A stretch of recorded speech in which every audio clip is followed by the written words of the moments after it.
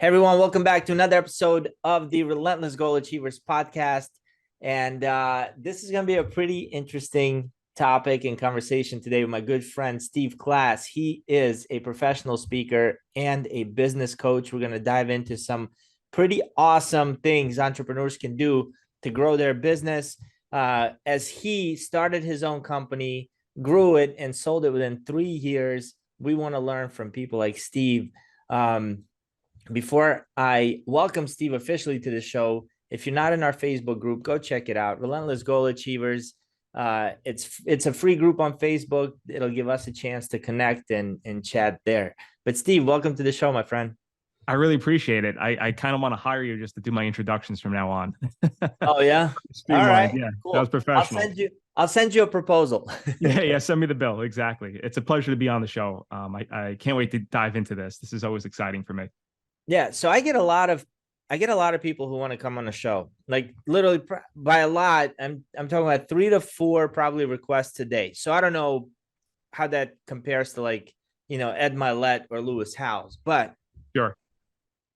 the reason yours stood out is that in your request it said his father was in the mob or his father was connected to the mafia or something. Me having Russian roots, I'm like, okay, I don't care about anything else. And though everything else was very impressive too, Steve, I'm like, I got to get this guy on the show. His dad was in the mob. I think he served some time as well, or was connected to the mob, served some time, if I remember correctly. Can we start there? Like, tell me about how did you grow up and how was your dad affiliated with the mafia?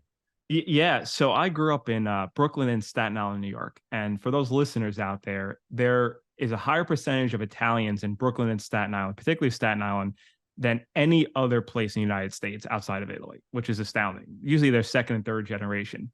So my father was born and raised in Gravesend, Brooklyn, and he grew up in the 70s and 80s. And at that time, this was when John Gotti was in power. The New York, the five families were kind of really, really a presence in New York. It's not so much the case; it definitely exists now, but much more prevalent back then. And growing up as a young kid, I was always surrounded by these guys. They would show up with their cigars and their nice Cadillacs, and yeah, I didn't think anything of it. I thought this was just how everyone was raised, and this was normal. And my dad would he had legitimate businesses at the time. He owned laundromats, and he also had a successful bread route, a construction company. We were living the high life, so to speak. Had a really nice home in Staten Island in the Toad Hill section. And I never thought anything of it. I thought my dad just operated business. I knew that these guys would come over, it'd be Uncle Joey and Uncle Vinnie coming over. I thought this was all normal. And then I remember very, very distinctly when I was 12 years old, I remember I was getting ready for school, putting on my backpack. I was able to walk to school because it's New York City. It's very walkable. And I remember the FBI swarmed the front of the house and they pushed open the door, pushed past me, and basically was seizing all the papers in my dad's office desk. I had no idea what was happening. I started to cry. My brother started to cry. No idea what was going on. And as the days progressed, my dad didn't come home that day. He was arrested. So the way he was arrested was that he was actually working on his laundromat. He was driving a van, and basically the FBI surrounded him, took him out at gunpoint, arrested him. So he got involved because he basically grew up in that field. He grew up with guys like Paul Castellano, who was like the number one mobster back in the 1980s, who got John Gotti later assassinated. My dad was actually shoveling his house. Like that was his little job when he was a kid. But he grew up around these guys, and they would do, gambling rackets. They would do extortion. There was obviously Sammy Gravano, who was a hitman. My dad never did anything that was violent on that side. What he did was more money laundering. So he had an operation where he worked with an accountant, where they had these connections in Broadway. A lot of Middle Eastern guys had these like clothing shops. And what my dad would do, he worked as a UPS driver at the time, and that was his day job, so to speak. And back then it would be something called COD, cash on delivery. So he would deliver products there and then basically say that he lost the package and collect cash from a lot of these Middle Eastern guys. All this money would then kick back to the mob, and then it had to be washed. So in other words, it had to be cleaned. So my dad had these laundromats that basically served as the outlets to launder, no pun intended, to make the money clean on the other side. If you ever watch the show Ozark, it goes into a great explanation of how money is laundered. And that was my dad's role as like the money maker. Now, don't get me wrong, he was very much a tough guy, so to speak. So very different to how I look. He was a bigger Italian. He's still alive, so he's a big Italian guy, and nobody wanted to mess with my dad. Like it was like he was like the scary guy to kind of walk around and be around. Very loving to me and my brother, but he didn't really want to cross paths. He had a very violent temper on that side. So he got caught up on this. So early on, I saw the good side of the entrepreneurship. So I saw legitimate businesses such as the laundromats. I saw construction business. He also owned real estate. I was around that all the time. He would send me to go collect rents. I would go to these houses, collect rents. I didn't know anything of the background shadiness that was going on until the police raid happened. And when that happened, talk about a 180 complete change of our reality. It really went for us living this high life. My dad had a Corvette. People were afraid of me for some reason. They're like, "Oh, don't tell your dad this happened." If nobody bullied me at school, put it that way. To all of a sudden he was arrested. And then we found out that he was part of a $10 million money laundering scheme. And it wasn't just him arrested. It was about 5 other guys that were also put in. And he was arraigned in court. He got 3 years in federal prison. So he went to Lewisburg, which is a federal penitentiary in Pennsylvania. Same place. Have you ever watched the movie Goodfellas, Eric? Oh yeah. So same prison that the guys in Goodfellas were sent to. He was sent to that jail. And They were I'll say, cooking meals and sausages. yeah, they're slicing the garlic. That is, yeah. That's unfortunately that was not the reality. It was a low prison Paulie, camp. yeah, Paulie was the head guy. Yeah, that's right. Yeah, Paulie never moved fast for anyone, right? That was the background. It was a low security, so you didn't have like bunk beds or anything like that. You were able to roam the grounds, you just couldn't leave. So it wasn't like a strict max lockdown. He was, before he was arraigned, he was part of a maximum security for about 6 months before he got transferred. But I would go visit him every 2 weeks like clockwork. My mother would take my brother and I, and we would visit him and have to go get patted down as 12-year-olds just to see my dad. He would come out in orange jumpsuits. I couldn't hug him, couldn't touch him. And when I say that had a profound effect on my life, it changed me. I mean, to the core. I was a very happy-go-lucky kid before that happened, and I became extraordinarily introverted. I went into myself a lot more, and I started reading. That was my escape, so to speak. So it was a life-changing moment for me with adversity. To boot, my mother was a Moroccan immigrant, and she was illiterate. She didn't know how to read or write. She just recently passed away in June, but for me, I was very much as a 12-year-old leading up to my early teenage years, alone. I had to figure it out on my own. I had to like literally read lawyer documents to my mother about what was happening. When a child should be shielded from this, I had to be fully involved. And I was the eldest of the family, so I had to take care of my brother as well.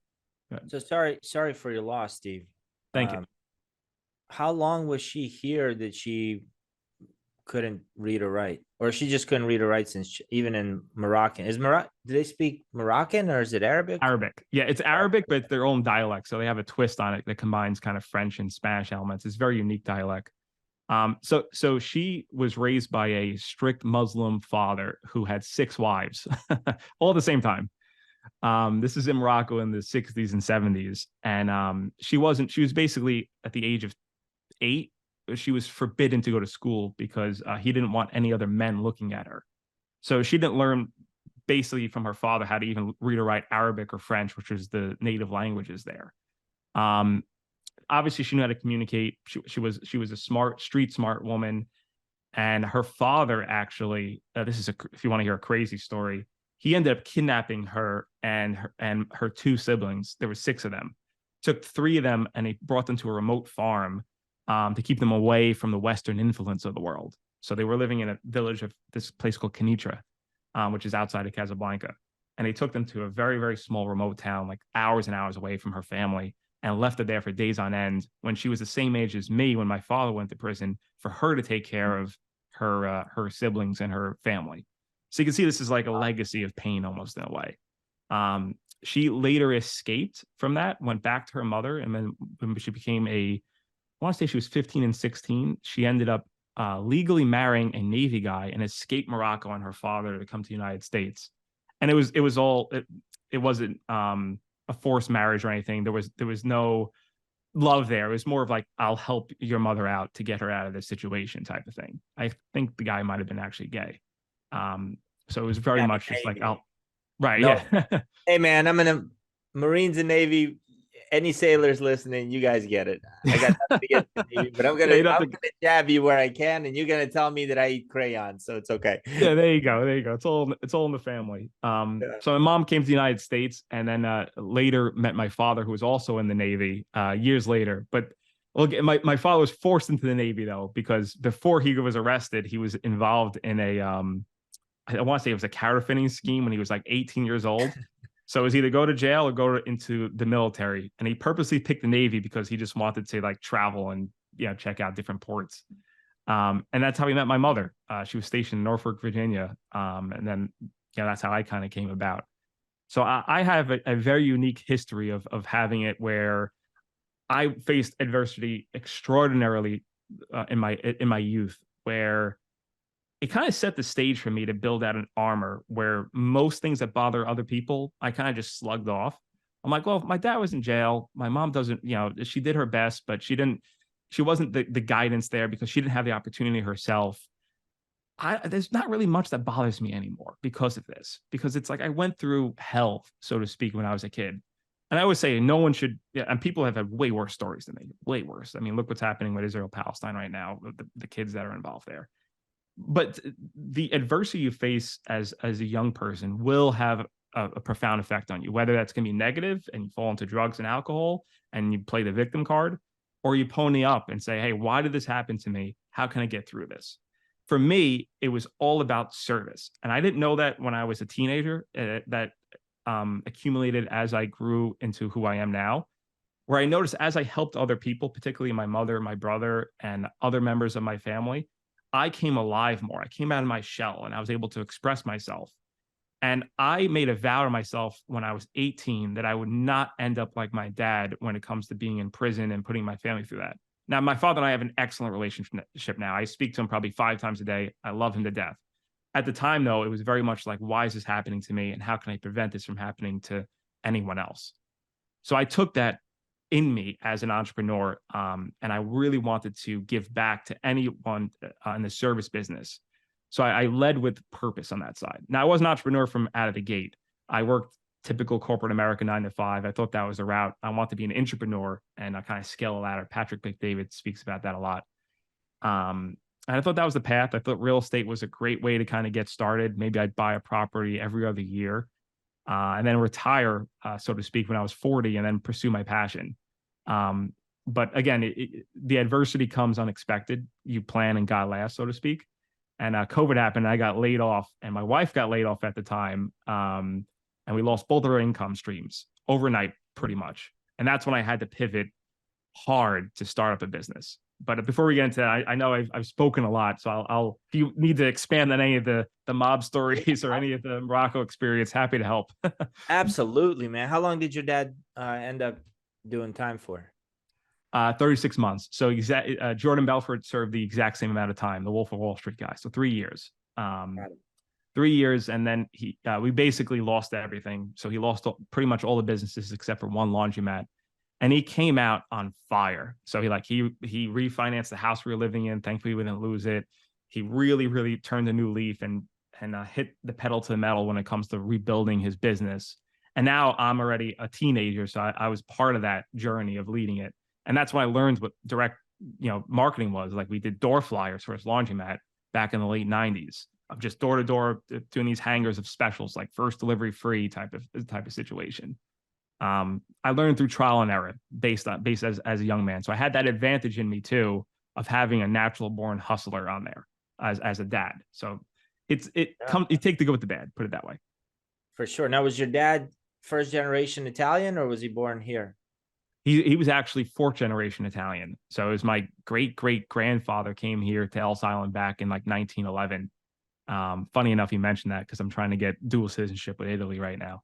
But it was really no one else in my family was connected. So this wasn't a family thing. This was just my dad being my dad.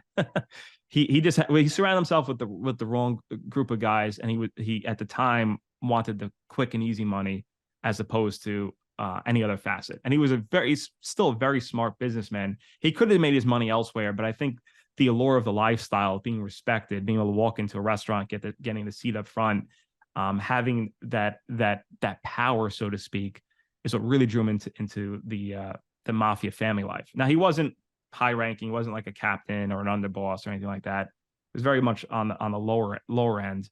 But I mean, I got to meet some crazy people that if you mention the name, I probably met them in my younger life and didn't realize who they were.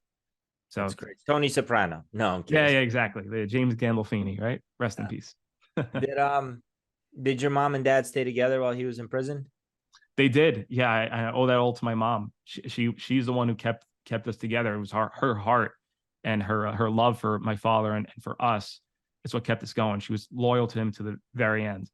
Yeah, listen, and you know how the Italian guys are. They had a, so to speak, a gumad here and there. So she dealt with all that, put it that way, and wow. still persevered. So it was I owe my emotional character to my mother for sure. In spite of all her hardships of what she went through, she was an amazing person. So it's quite a journey to lead me here. For me, I'm only first generation American if you consider my mom, and I was able to build $1 million business in a short span of time. And I think it's because of what I went through. I always think that anyone who is interesting, like I'm sure you have an insane story yourself about your past. I find entrepreneurs to be those crazy people that have that audacious goal.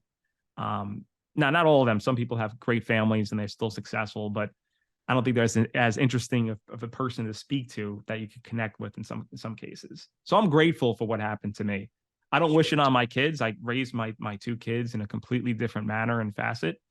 But for me, it's like the back of my mind is always like, how easy do I really want to make it for my children? Like I believe that there should be adversity in someone's life, particularly when they're young. Now, it doesn't mean they have to go through hell, but there shouldn't be like an easy street to success.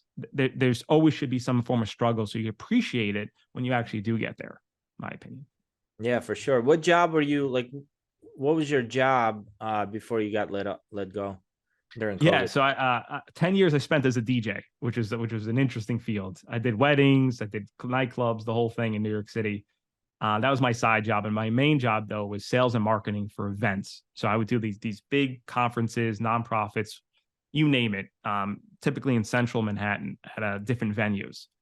So I got really good when it came to customer service, delivering exceptional products, making sure that they had the time of their life when they stepped foot into whatever venue I was managing at the time.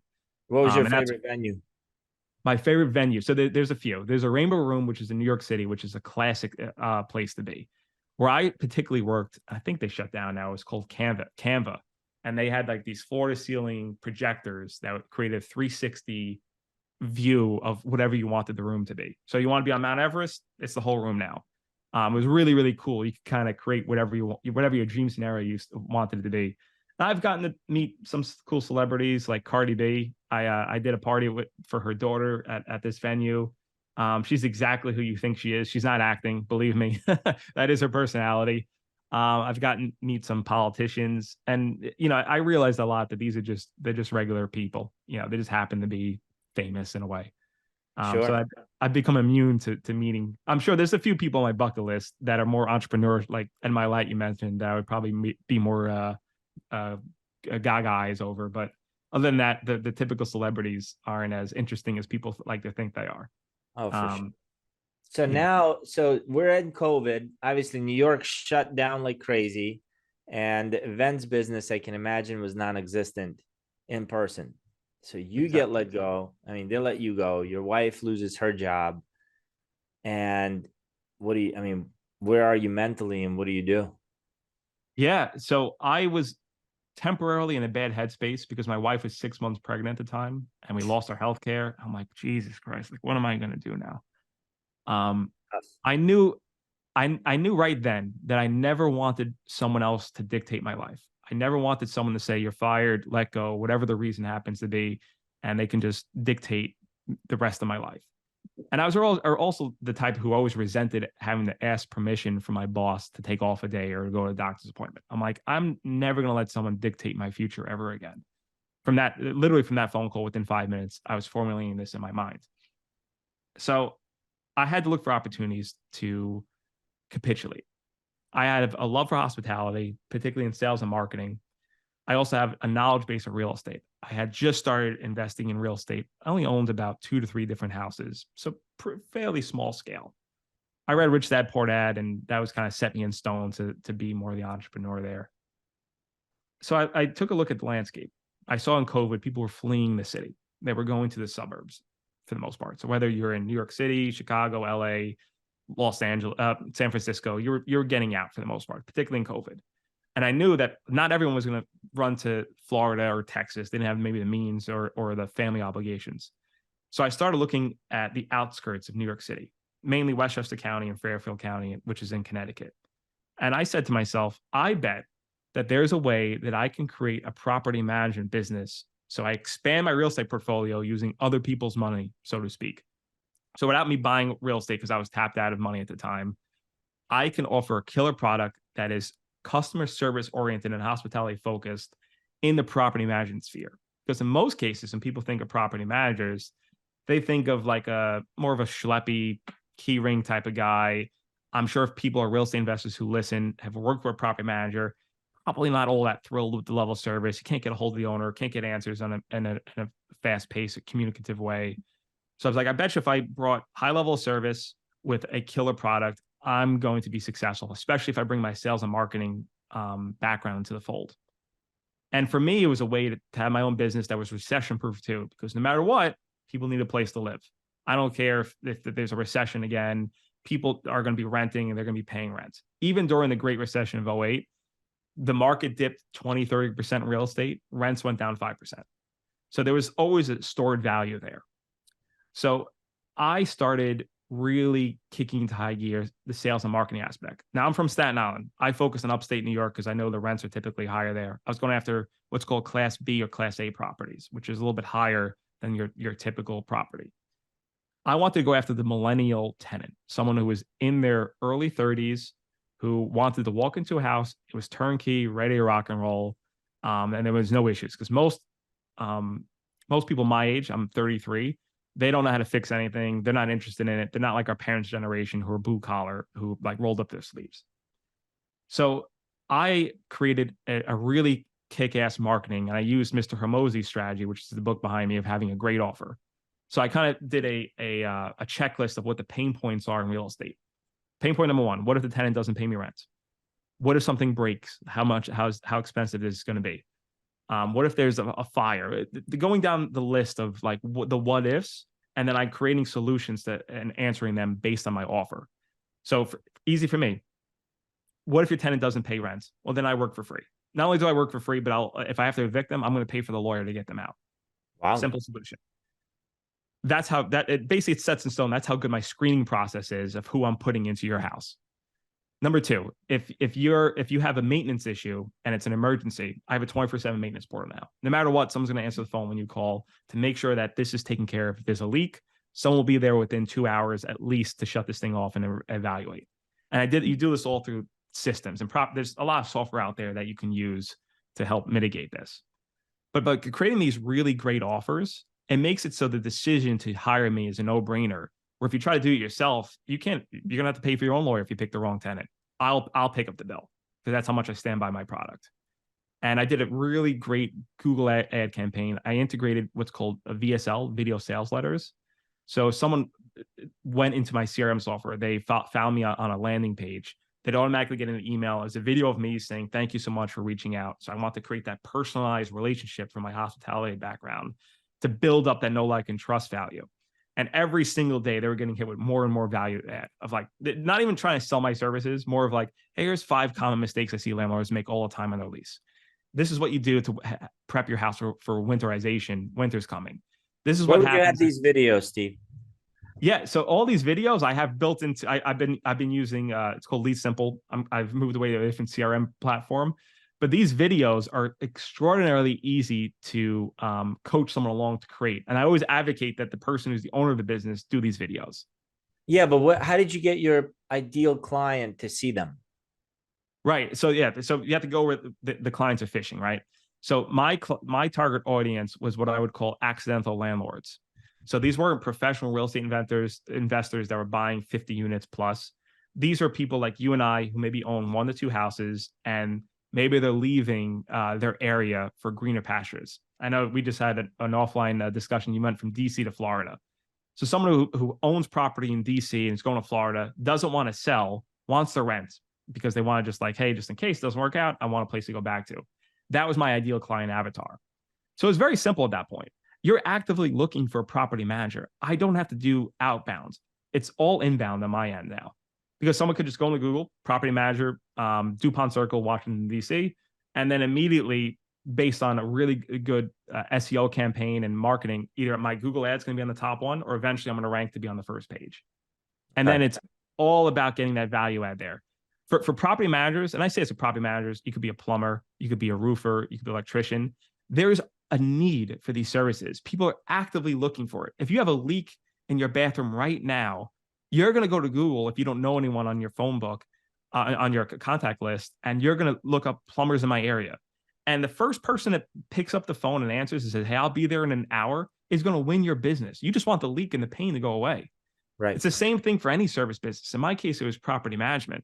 I wanted it to be almost undeniable that I was the best in the business in my area. So as soon as you went to my website, it was me. All my competitors, they were just doing the regular emails. They get back to you when they get back to you. There was a hole in the market. So I always advocated any entrepreneur that is in service-based business. I don't think that there's any other business out there that can scale quite as fast outside of tech. So if you're a roofer. Let me just ask you this. What did you do to get higher rankings on Google? Like, what was your strategy there? Yeah, perfect. So a lot of blog posts, a lot of social media, LinkedIn posts that would backlink to my website on a daily basis. And ChatGPT hadn't come out yet, but what I would do now is, if I was using ChatGPT 4.0, you could literally type in, hey, please create a blog post for every single week. I am a property manager based in Phoenix, Arizona, whatever it happens to be. I really want this to be engaging as much as possible. And literally it'll print out whatever you have to do, go into your CRM software, wherever program you're using, and then just set it up on an automation where it posts. Hey, real quick, I want to thank you so much for listening into this episode, and just bear with me. We got a 1-minute commercial coming your way. Have you ever blocked off time to do some lead gen or cold call or read a book or write a book, whatever that may be for you, and then when that time comes, you just simply don't do it? You find other busy things to do, like maybe check your emails and clean out your inbox, things like that. Well, look, if you find yourself doing that, you're not alone, okay? If you're an entrepreneur, solopreneur, or someone in the field of selling, chances are there are areas of your life where you're not performing the way you want to perform.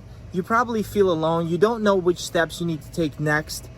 Look, this is exactly why we created Relentless Goal Achievers. We're a group of growth-minded individuals who have an opportunity to meet 3 times weekly, although it's optional, 3 times weekly, to talk about our goals, learn new things, and take our businesses and our life to that next level. Here, click the button below, see if you might be a good fit. I think this is the group you've been searching for. I'll see you in there.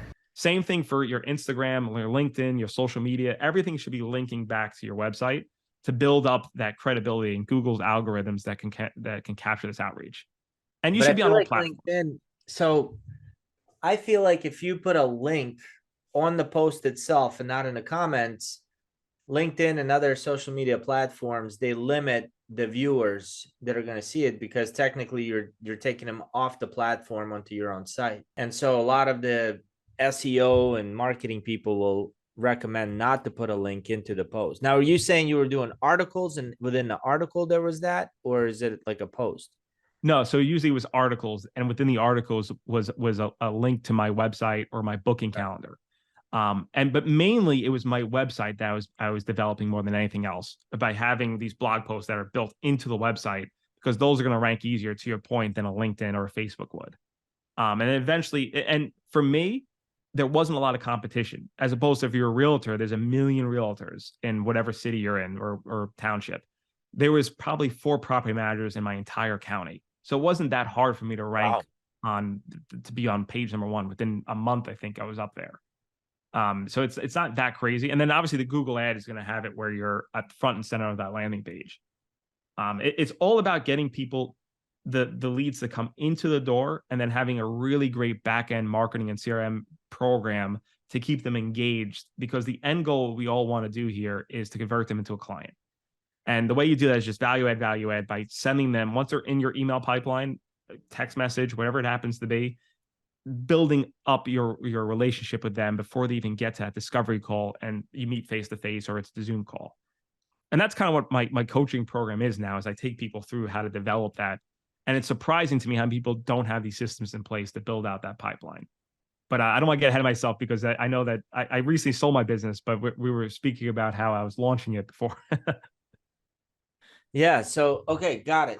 So now you're getting people calling you in. What is your system like? If you were to give me a bird's eye view, what was the buyer's journey? So they Google, they see you pop up, and then what was the lead capture? Where were you, and how were you nurturing them, and how are you converting them into clients? Yeah, great question. So they would see this landing page, or they go right to my website, and there was always had to end up with a hook. So to get people's interest, for me, it could be a free rental analysis. Let me tell you, I'll give you a report on how much you can get for rent on your property. Totally free, no obligation. And I'll also send you a PDF of a lease I use for free. That way it's like, again, it's just kind of giving away as much value as humanly possible. Once I had that lead come in that way, it was the CRM I used, again, was Lead Simple. And they were able to immediately get this automation kind of kick into high gear, where they were getting an email blast of me. It was a video of, thank you so much for submitting, your inquiry. Here's a book to my calendar. Let's book a free strategy session. Let's see how we can partner together. And then each day, typically from my sales background, it takes 5 to 7 engagement touch points before you even have someone who gets on the phone with you or books a high ticket offer. So I built out a 7-day program specifically for that, because most people only follow up once or twice. That's it. So you need to develop this where it's a 7-day program, and don't think of it as spam.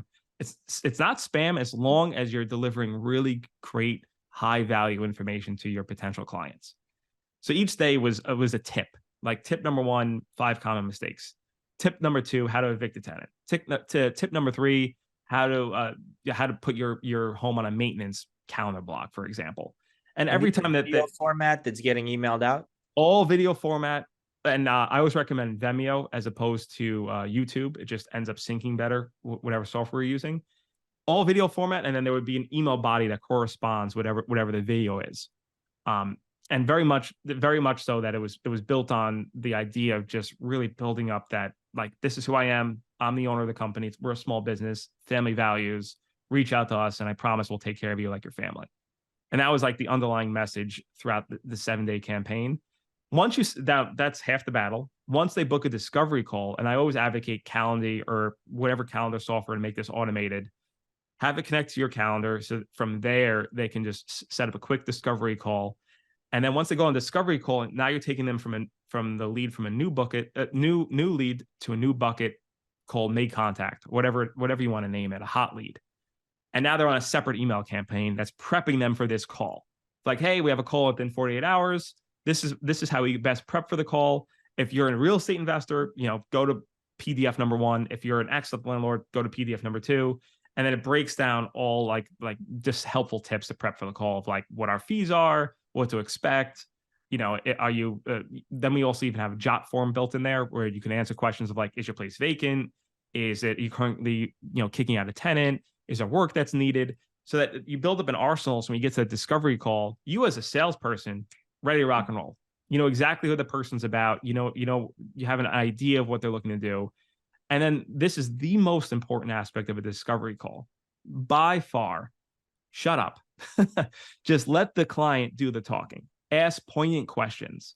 Don't get caught up in being the cool kid on the block and thumping your chest and saying, well, we have a 24/7 maintenance portal, and we automate our rent and whatever.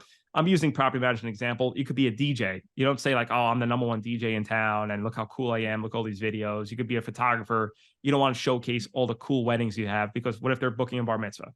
So you want to basically curate it. So you're asking these questions that are peeling back the onion on your potential client to find out what the actual issue is.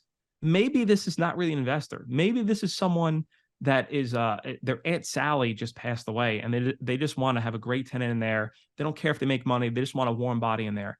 Maybe it's something that they just want to sell the place and looking to explore options. The more questions you ask, the more you're going to be able to uncover what the real underlying issue is. And then that's your main focus on that call, is addressing that pain point. So if they're contacting you because they have a vacancy, don't worry about the maintenance on that first call. That could be number 3 when you meet them in person. Focus on what exactly they're bringing in front of you that is causing the most angst. And some people might be reluctant to reveal on the first question. That's why you have to constantly ask these probing yet gentle questions to find out what that real cause of that. And you could do this. It's not complicated. You don't have to say like, oh, what brings you to this meeting today? Say, hey, listen, I saw that you filled that your primary concern was finding out how much you can rent. Why is that the case? But is rent important to you? Is it more important that you have a property that's well maintained? Speak to me a little bit about your 5-year goals. Make it very specific so you can actually get real answers. And again, if you're a photographer and someone's prepping for a wedding, don't talk about a bar mitzvah or your corporate gigs. Speak about like, hey, I want this to be a story about you. What's important to you about why you're getting married and what you want this story to reveal on these photos. Get that person emotionally engaged. And then it doesn't become a sale. I hate the word selling. Selling incurs images of a used car salesman trying to like connive you into a deal. You shouldn't be twisting someone's arm. Put it that way. Your marketing and your personality should be so effective that it becomes a certainty that they're going to work with you if you can solve their pain point. Now, not every pain point is solvable on the service that you offer. And that's very important too, is that you know what clients you want to work with. Like I had someone whose pain point is that he was what I would politely call a slumlord, where he had like a bunch of houses that were falling apart, didn't want to fix them, didn't want to put any money on it. He's like, I just want to collect the money. I don't want to deal with the headaches. You're not really the client for me then, because you're in it for something that I don't believe in. And that's how I was able to craft a very compelling message, a story, so to speak, to get clients on board. Now, that's only one part of the equation. The second part is actually fulfilling your promises and making sure that you're delivering a kick-ass product. Did you have any clients at this point, by the way, once all the systems were built out, or what did you do first? Yeah, great question. No. So I invested in software from day one, but I didn't know exactly what my clients were looking for because I didn't know what clients I wanted when I first launched. So I was figuring it out as I go. And then as I got more and more feedback and I saw like, okay, this seems to be a consistent issue that people are bringing up. Let me make a video about this and then integrate into the pipeline. So I think you're not going to have, as a new entrepreneur, all the answers from launch. You're going to have to figure it out because you might think that there's a problem, but the public might tell you otherwise. And you have to have that ability to adapt and overcome as you grow your business. Now that I know what's happening, it's so easy for me to go into almost any business, have a discovery call with the client and figure out what the real pain point is, and then build out a specific campaign on the back end that's going to serve their client avatar and really convert leads at an astronomical ratio. And it worked for me. I got to ask you, man, because I'm putting myself in your shoes. Okay. And I'm trying to understand your state of mind as this happens. So COVID hits, your wife is pregnant. Both of you are laid off. There's all the income, right? Because I'm sure you weren't DJing a whole lot of parties at this point either, no. Right? Zero. Nobody wanted a COVID DJ. Nobody needed a DJ. So there's all your income. Being laid off has an emotional, especially being laid off in that situation. I mean, you feel helpless. You're probably angry, frustrated. Like, I want to understand how you went from that state of mind to an idea about the property management to actually taking the action steps towards starting that business. Because you could have just collected unemployment.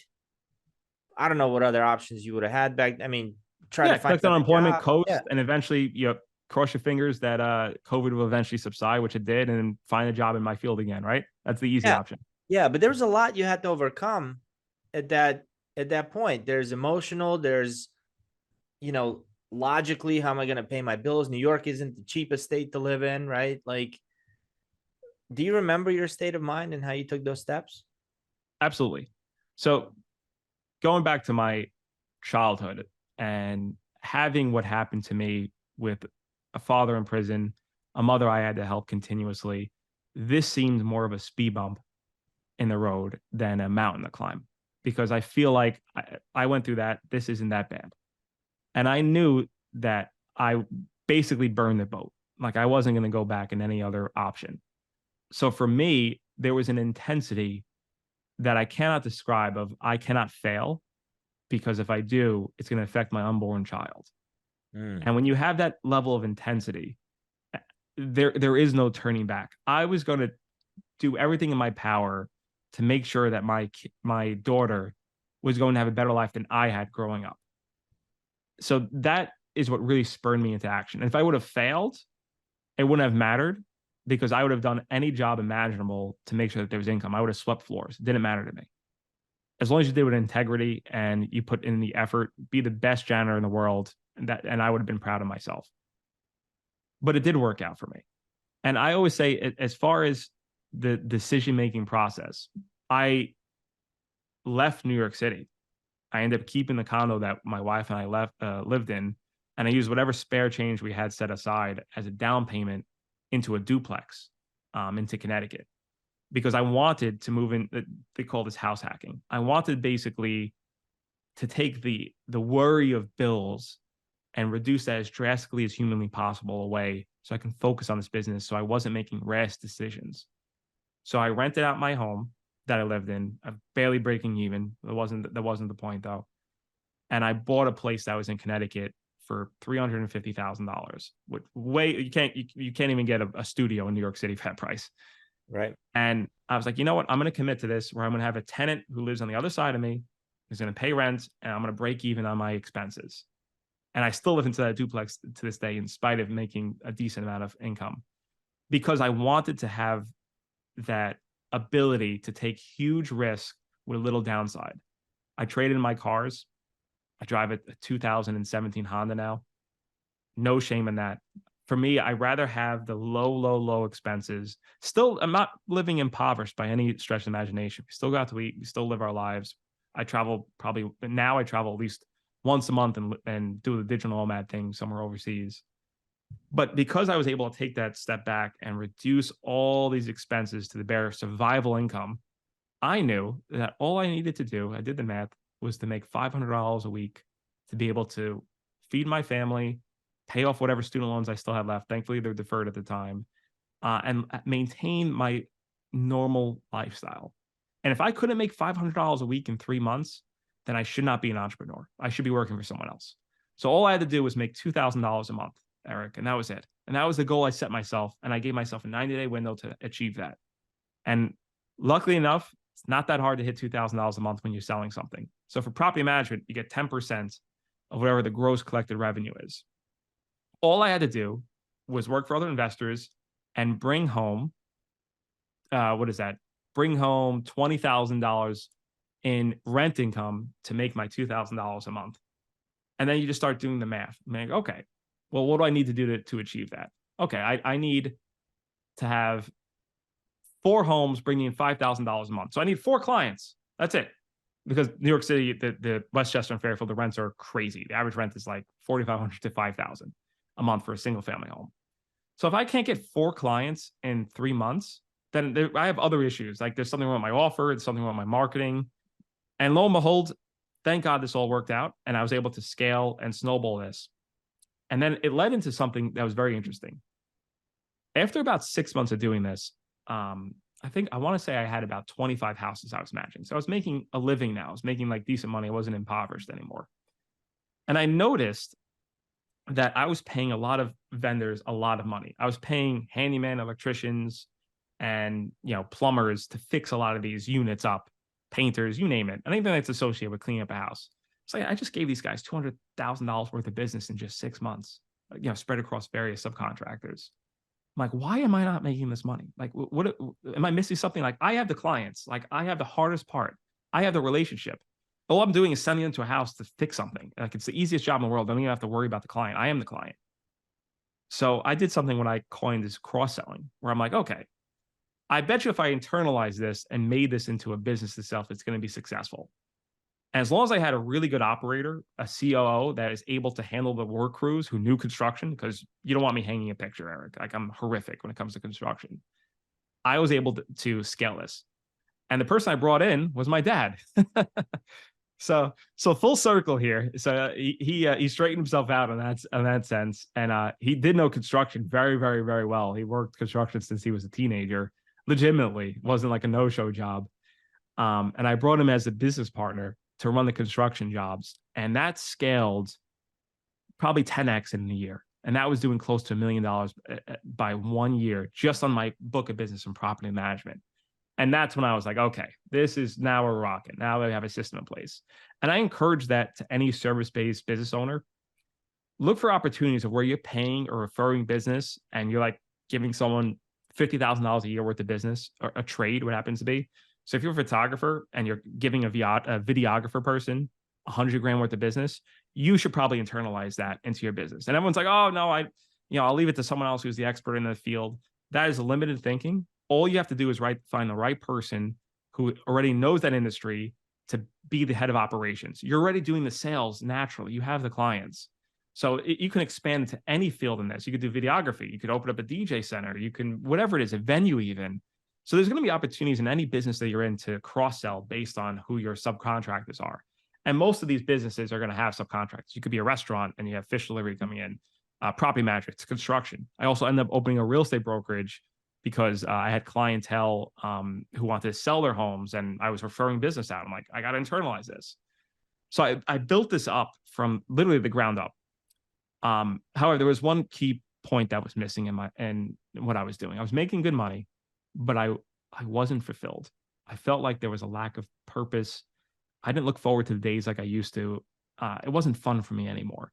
And I could have just, swallowed it. And I'm like, all right, I'm going to build up this business, and eventually I'll maybe take a step back and I'll have someone else run it. And I'll make myself, $30,000, $40,000 a month.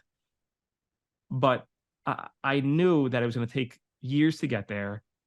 And I felt like I was being lost. And I kept putting it to the side. And it wasn't until the death of my mother, she died unexpectedly of a heart attack just a couple months ago, that really set in stone. And I complained to her. I'm like, I'm making good money, but it's just not really my thing. She's like, well, you have to, you only have one life. You have to lead the life of intention that you want to lead. I would say the next day after she passed away, I called up my business partner and said, I want out. Like, this isn't for me.